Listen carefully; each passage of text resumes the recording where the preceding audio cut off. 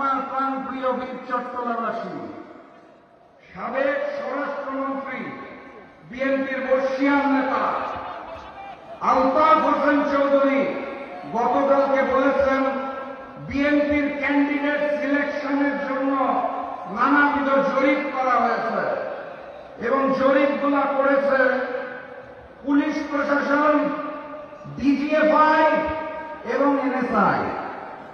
অর্থাৎ বিএনপি নেতা বলতে চায় তাদের প্রার্থীদের জরিপ প্রশাসনের লোকজন করেছে, তাও সর্বোচ্চ 3টি প্রশাসনিক কাঠামো বাংলাদেশে।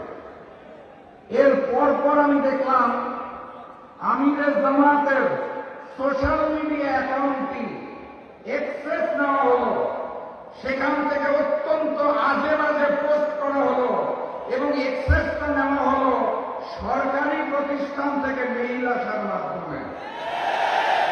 আমি তার পরপর দুঃখের সাথে দেখলাম আমাদের এক ভাই শেরপুর উপজেলা জামাতের সেক্রেটারি, যাকে বিএনপির নেতাকর্মীরা নির্মমভাবে কুপিয়ে হত্যা করেছে, সেই মামলার 40 জন আসামিকে আজকে আগাম জামিন দিয়ে দেওয়া হয়েছে।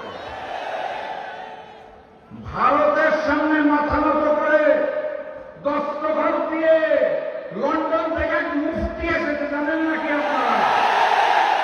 এসে বলেছে আই হ্যাভ আ প্ল্যান। সেই প্ল্যান কেউ ব্যাখ্যা করতে পারে না। এই সকল ঘটনা দেখে মনে হচ্ছে ওনার প্ল্যান হচ্ছে প্রশাসন সহ বাংলাদেশের সব কাঠামোগুলোকে দখল করে নেওয়া, এটাই সম্ভবত প্ল্যান।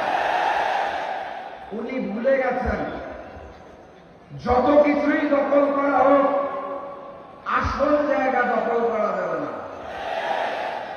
আসল জায়গা কি? জনগণের ভালোবাসা।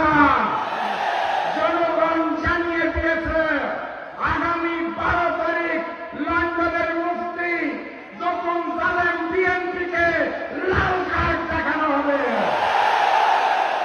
আগামী 12 তারিখ 11 দলীয় নির্বাচনী ঐক্যের যেখানে যেই প্রতীক আছে সেই প্রতীককে জয়যুক্ত করে আগামীর প্রধানমন্ত্রী ডাক্তার শফিকুর রহমানকে উপহার দিতে হবে।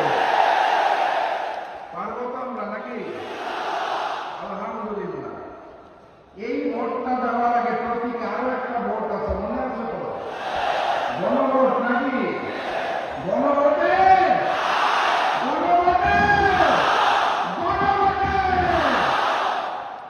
12 তারিখ নতুন জালেম বিএনপি কেন্দ্র দখল করতে আসবে আওয়ামী লীগের